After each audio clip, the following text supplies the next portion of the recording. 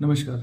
आज मैं आपको बताऊंगा एक कॉमन बच्चों की प्रॉब्लम के बारे में जिसका नाम है एडिनॉइड और टॉन्सिलर हाइपरट्रोफी। एडिनॉइड और टॉन्सिल एक टिश्यू होता है जिसे लिम्फोइड टिश्यू कहते हैं, जो बॉडी में प्रतिरोधक क्षमता बनाने का काम करता है। और ये नाक के पीछे पाए जाते हैं एडिनॉइड्स। और टॉन्सिल्स जो हैं वो गले में पाए जाते हैं। दो अंडाकार शेप के होते हैं, छोटे छोटे, जो गले में साइड में होते हैं। अब इनमें इन्फेक्शन की वजह से या एलर्जी की वजह से इनका साइज़ बढ़ जाता है, जिसकी वजह से बच्चों में प्रॉब्लम आती है, जिससे वो रात में मुंह खोल के सोते हैं या खराटे लेते हैं। और कभी कभार रात को सोते सोते उनका सांस भी रुकता है, जिस प्रॉब्लम को स्लीप डिसऑर्डर्ड ब्रीदिंग कहते हैं। तो इन समस्याओं का समाधान करने के लिए हमें एक माइनर सर्जरी की ज़रूरत होती है, जिसे कोब्लेशन एडिनोटॉन्सिलेक्टमी कहते हैं। अब ये जो सर्जरी है, इसका मेन जो पर्पज़ है वो ये है कि सांस लेने का रास्ता बनाया जाए, ताकि एडिनॉइड्स के निकलने से बच्चा जो है वो नाक से खुल के सांस ले सके। अगर बच्चा लंबे समय मुंह से सांस लेता है तो उसका जबड़ा खराब होने के, दांत खराब होने की कंडीशन आ जाती है, जिसके लिए बाद में हमें उनको ऑर्थोडोंटिक ट्रीटमेंट देना पड़ सकता है। और दूसरा प्रॉब्लम यह है कि उनके प्रॉपरली खाना ना खा पाने की वजह से उनमें ग्रोथ में, हाइट में भी प्रॉब्लम्स आती हैं। और इस चीज़ का समाधान ज़रूरी इसलिए है क्योंकि 6 साल की उम्र तक चेहरा जो है वो 70% तक कंप्लीट हो जाता है फेस की ग्रोथ, और 11 साल की उम्र तक 90% तक चेहरा बन जाता है। तो अगर कोई भी चीज़ डिले की जाए तो उसके जो कॉन्सिक्वेंसेस हैं फेस पे वो परमानेंट होते हैं, और उसके बाद फिर उनमें सुधार करने की जो संभावना होती है वो विदाउट इंटरवेंशन नहीं हो पाती। तो किसी ना किसी तरीके से हमें ब्रेसेस लगा के या प्लेट्स लगा के वो चीज़ों को सुधार करना पड़ता है। वो भी पॉसिबल नहीं हो पाता जब तक वो एडिनॉइड्स निकले ना।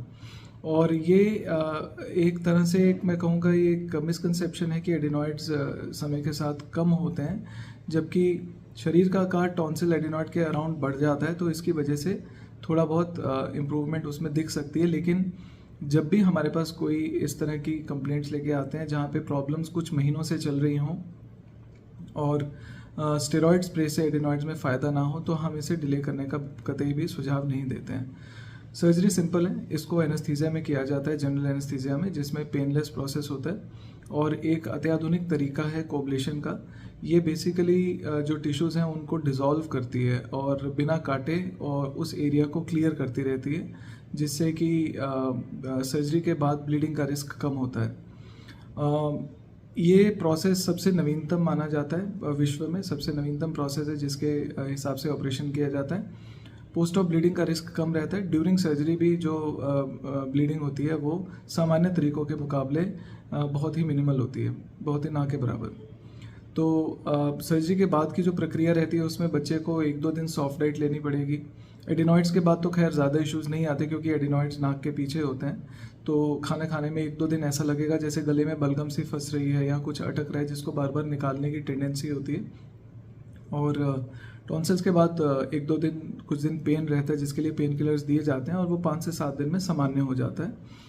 जिन बच्चों का ऑपरेशन होता है उसके बाद उनको 5 से 7 दिन तक स्कूल से हम कहते हैं कि आप इनको छुट्टी दिला दीजिए, क्योंकि 1 या 2% केसेस में ब्लीडिंग का रिस्क मान के चलते हैं, जिसके लिए बच्चा आपके ऑब्जर्वेशन में रहना चाहिए। उसके अलावा हम अपने पास 24 आवर्स एडमिशन रखते हैं, जिससे हम इस तरह की कोई भी आपातकालीन स्थिति के लिए अवेयर रह सकें। सर्जरी बहुत ही सेफ़ है, सिंपल है, आधे 1 घंटे का प्रोसेस होता है टोटल। और उसके बाद हम 4 to 5 आवर्स की जो फास्टिंग पीरियड है उसके बाद बच्चों को मुंह से डाइट अलाउ कर देते हैं। बाकी सर्जरी आमतौर पे, क्योंकि बीमारी बच्चों की ही है, तो हम 3.5-4 साल की उम्र के बच्चे जो होते हैं उनमें ज़्यादा कॉमनली देखा जाता है। और हमने 20 या 23 साल के बच्चों के भी, लड़कों के भी ऑपरेशन किए हैं, जिनमें बचपन में एडिनॉइड्स डील नहीं किए गए और वो चलते जा रहे हैं, और अभी तक पेशेंट जब एडल्टहुड में भी एंटर कर चुके हैं तो भी उनको दिक्कत है। तो बच्चों की प्रॉब्लम है। कॉमनली ये सारी सर्जरीज 3.5-4 साल की उम्र से लेके 7, 8, 10, 11, 12 साल के बच्चों तक की जाती है। तो ऐसा कोई इशू नहीं है एज को लेके। कई माता पिता की या ग्रैंड पेरेंट्स की अपने बच्चों को लेके रिजर्वेशन होती है कि जी बच्चा छोटा है, अभी मत कराएं, बट समझना ज़रूरी है कि प्रॉब्लम ही बच्चों में है। और इस समय अगर टाइम पे इलाज नहीं किया जाता है तो वो उसके कॉन्सिक्वेंसेस बहुत ग्रेजुअल होते हैं। आपको इमीडिएटली तो नहीं पता चलेगा इसका, बट ग्रेजुअली वो फेशियल ग्रोथ पे, उनकी डेंटिशन पे, उनके चेहरे के आकार पे, उनके एनर्जी लेवल पे, स्लीप पे, इन पे असर आना शुरू होता है। So do consider that. और I hope all of you are keeping well. आप मुझे अपने कमेंट्स में अपने कोई फ्यूचर में आप किसी पर्टिकुलर चीज़ के ऊपर वीडियोस देखना चाहें तो मुझे बताइएगा जो नाक कान गले से संबंधित हो। नमस्कार।